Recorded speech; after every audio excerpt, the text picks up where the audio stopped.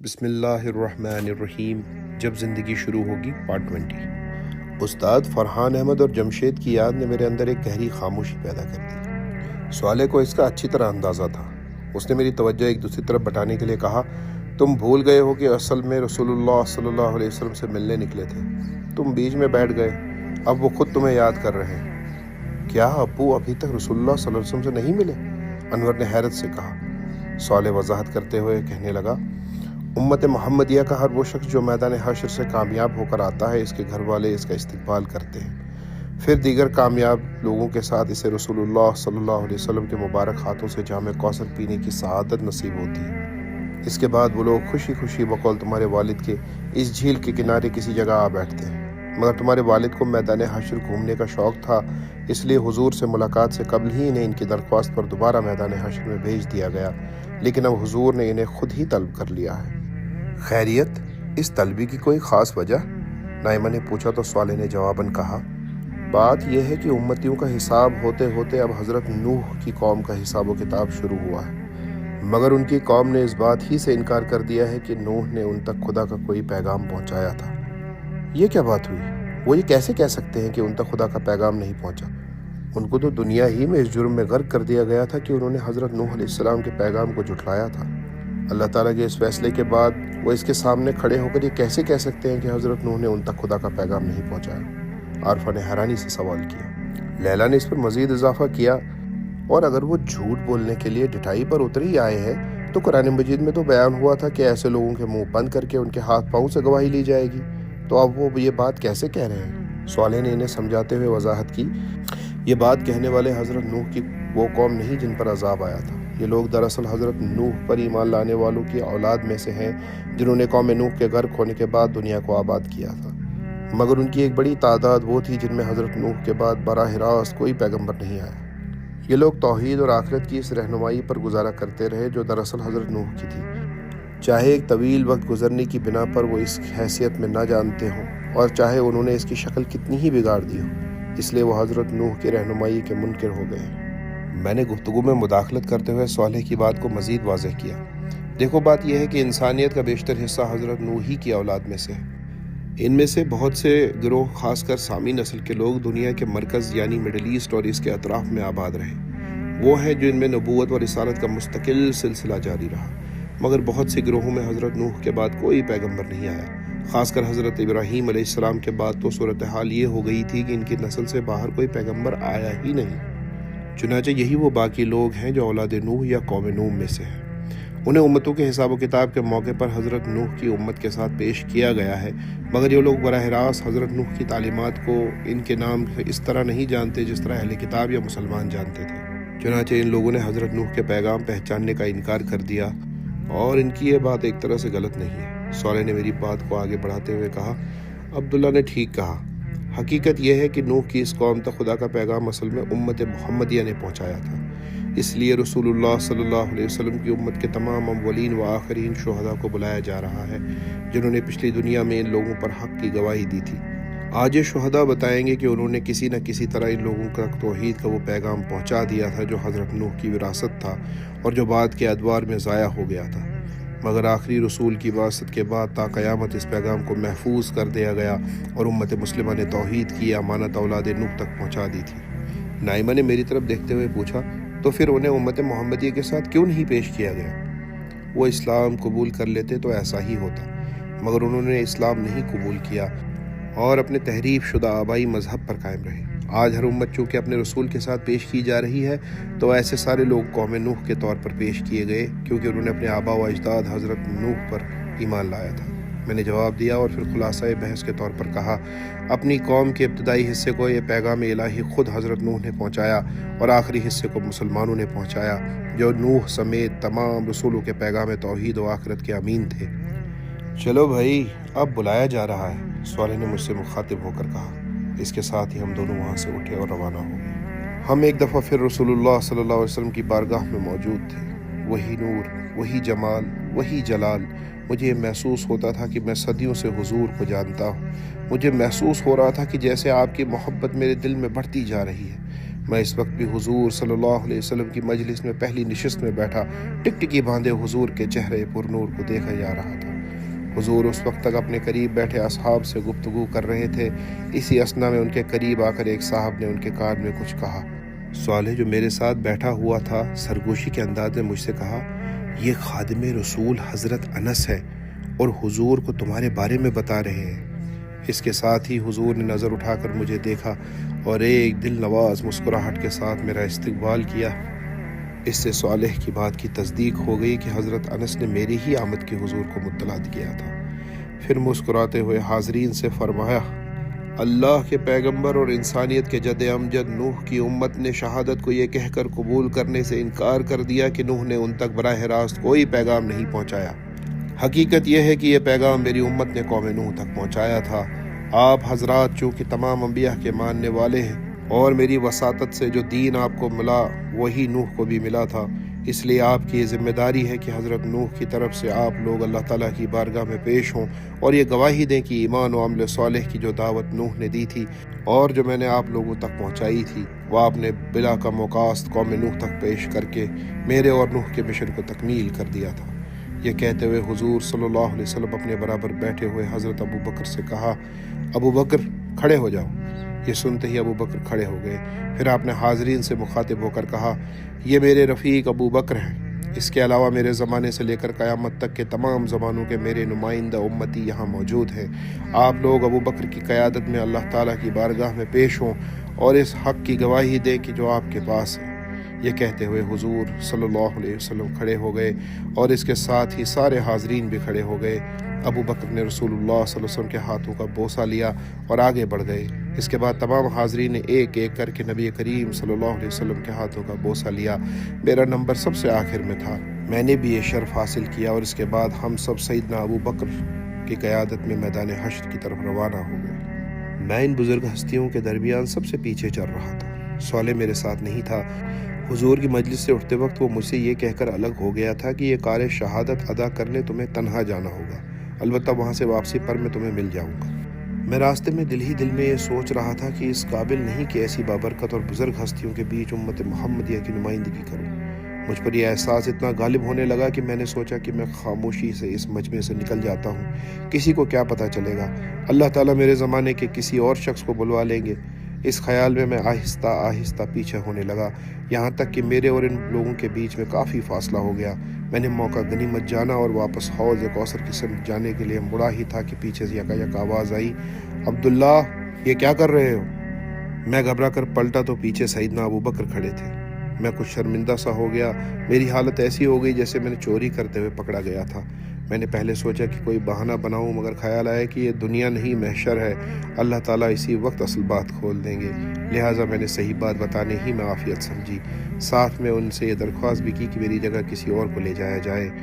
अबू बकर रज़ी अल्लाह ताला अन्हु मेरी बात सुनकर हंसने लगे और बोले, शहादत के लिए लोगों का इंतखाब अल्लाह ताला ने किया है। उसी ने एक फरिश्ते के ज़रिए मुझे बता दिया था कि अब्दुल्ला किसी वजह से वापस जा रहा है। उन्होंने आहिस्तगी से मेरा हाथ थाम लिया और आगे की तरफ चलने लगे। रास्ते में वो मुझे समझाने लगे, देखो अब्दुल्ला, इस मजमे में हर शख्स का इंतखाब अल्लाह ताला ने किया है। जानते हो कि इसके नज़दीक इंतखाब का मयार क्या है? मैं खामोशी से इनकी शक्ल देखने लगा। उन्होंने अपने सवाल का खुद ही जवाब दिया। तासुबात, जज्बात और ख्वाहिशात से बुलंद होकर जिस शख्स ने हक़ को अपना मसला बना लिया और तौहीद और आखिरत को अपनी ज़िंदगी का मिशन बना लिया, वही अल्लाह ताला के नज़दीक शहादत के काम के सबसे ज़्यादा हकदार है। देखो, तुम्हारे ज़माने के मजहबी लोग ख्वाहिशात से तो शायद बुलंद हो गए थे, मगर इनकी अक्सरियत तासुबात और जज्बात से बुलंद नहीं हो सकी। लोग मुख्तलिफ फ़िरक़ों और मसालिक के असीर थे। वो सिर्फ इसी बात को कबूल करते थे जो इनके हल्के के लोग करें। वो लोगों को अपने ही फ़िरके की तरफ बुलाते थे और अपने अकाबरीन की बड़ाई के एहसास में जिया करते थे, जबकि तुम सिर्फ खुदा की बड़ाई के एहसास में ज़िंदा रहे। तुमने सच्चाई को हर कीमत देकर कबूल किया और हर तासुब से पाक होकर इख्तियार किया। खुदा की तौहीद तुम्हारी ज़िंदगी का सबसे बड़ा मसला थी और खुदा से मुलाकात पर लोगों को तैयार करना तुम्हारी ज़िंदगी का सबसे बड़ा मकसद। फिर तुमने दावत का काम सिर्फ अपनी कौम ही में नहीं बल्कि गैर मुस्लिम अक़वाम तक कुरान का पैगाम तौहीद व आखिरत पहुँचाने के लिए एक तवील दावती जद्दोजहद की। ये सारी बातें आज तुम्हारे इंतखाब का सबब बन गई हैं। हज़रत नूह अर्श इलाही के दाहिनी जानिब हाथ बांधे खड़े थे। हम तमाम लोग हज़रत अबू बकर की ज़ेर क़यादत इनके पीछे जाकर खड़े हो गए। सामने की सिमत इंसानों का ताहद्दे नज़र फैला हुआ एक समंदर था। ان میں سے ہر شخص بدحال اور پریشان نظر آتا تھا۔ یہ لوگ سر جھکائے کھڑے تھے، ان کے چہرے خوف کے مارے سیاہ پڑ رہے تھے۔ فضا میں سرگوشیوں کی خفیف آواز کے سوا کوئی آواز نہ تھی۔ یہی حضرت نوح کی وہ امت تھی جو دراصل ان کی اولاد میں پیدا ہونے والے لوگ تھے۔ کچھ دیر میں ایک صدا بلند ہوئی، نوح کے گواہ بارگاہ الہی میں پیش ہوں۔ میرا خیال تھا کہ اب ابو بکر آگے بڑھ کر کچھ کہیں گے، مگر اس وقت میں نے دیکھا کہ پیچھے سے نبی کریم صلی اللہ علیہ وسلم تشریف لائے اور عرش الہی کے سامنے کھڑے ہو گئے۔ فرمایا گیا، کہو اے محمد صلی اللہ علیہ وسلم، کیا کہنا چاہتے ہو؟ رسول اللہ صلی اللہ علیہ وسلم نے بارگاہ احدیت میں عرض کیا، پروردگار، تو نے مجھے نبوت دی اور اپنا کلام مجھ پر نازل کیا۔ اس کلام میں تو نے مجھے بتایا کہ نوح بھی وہی دین توحید لے کر آئے تھے جو تو مجھے عطا کر رہا ہے۔ اس دین حق کی شہادت میں اپنی امت پر دی، اور اب یہ لوگ تیرے سامنے پیش ہیں تاکہ یہ گواہی دے کہ اسی دین حق کو انہوں نے اولاد نوح تک بھی کم و کاست پہنچا دیا تھا۔ ارشاد ہوا، تم نے سچ کہا، اپنی امتیوں کو پیش کرو۔ اس پر سیدنا ابو بکر نے آگے قدم بڑھانے شروع کیے اور حضرت نوح کے برابر میں جا کر کھڑے ہو گئے۔ ہم سب بھی ان کی پیروی میں ان کے پیچھے جا کر کھڑے ہو گئے۔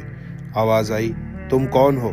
حضرت ابو بکر نے اپنا تعارف کرایا اور ہم میں سے ہر ایک شخص کا نام اور زمانہ بیان کر کے اس کا تعارف کرایا۔ آپ نے عرض کیا کہ ہم امت محمدیہ صلی اللہ علیہ وسلم ہیں۔ ہم پر آپ کے آخری نبی صلی اللہ علیہ وسلم نے حق کی شہادت دی اور یہ بتایا کہ نوح بھی اسی دین کو لے کر آئے تھے، اور نوح اور محمد کا یہی دین ہم نے دنیا کی تمام اقوام کو پہنچایا۔ ان لوگوں کو بھی ہم نے حق پہنچا دیا تھا جو آپ کے سامنے امت نوح کی حیثیت سے موجود ہیں۔ اس گواہی کے بعد امت نوح کے لیے جائے فرار کے راستے بند ہو گئے۔ یہ بات واضح ہو گئی کہ نوح کا دین وہی تھا جو محمد صلی اللہ علیہ وسلم کا تھا، اور امت محمدیہ نے اسی دین کو دنیا تک پہنچا دیا تھا۔ اب امت نوح کا حساب اس گواہی کی روشنی میں ہونا تھا۔ ہمارا کام ختم ہو چکا تھا، اس لیے ہم لوگ واپسی کے لیے روانہ ہو گئے۔ ہمارا قافلہ واپسی کے سفر میں رواں دوا تھا۔ اس دفعہ سالار قافلہ نبی آخر الزماں صلی اللہ علیہ وسلم خود تھے۔ ہمارا قافلہ فرشتوں کی معیت میں میدان حشر سے گزرتا ہوا حوض کوثر کی سمت جا رہا تھا۔ میں اپنی رسوائی کے اندیشے سے ذرا پیچھے ہی چل رہا تھا۔ یکایک کسی نے میرے کندھے پر ہاتھ رکھ کر کہا، بھائی تم کہاں بھاگنے کی کوشش کر رہے تھے؟ میں نے پیچھے مڑ کر دیکھا تو سوال زیر لب مسکرا رہا تھا۔ میں شرمندہ ہو کر خاموش رہا۔ وہ ہنستے ہوئے بولا، خدا کا شکر کرو تمہارے امیر قافلہ ابو بکر تھے، عمر ہوتے تو تمہیں 2-4 درے ضرور لگا دیتے۔ اس کی بات سن کر میں بھی ہنسنے لگا۔ کچھ توقف کے بعد میں نے کہا، اصل بات ابو بکر یا عمر کی نہیں، عمر بھی وہی کرتے جو ابو بکر نے کیا، کیونکہ انہیں بھیجنے والی ایک ہی ہستی تھی، اس رب کریم کی جو ساری زندگی میری پردہ پوشی کرتا رہا۔ پھر ایک اندیشہ میرے ذہن میں پیدا ہوا۔ میں نے صالح سے پوچھا، تمہیں میرے بارے میں کیسے پتہ چلا؟ کیا سب لوگوں کو یہ بات معلوم ہو گئی؟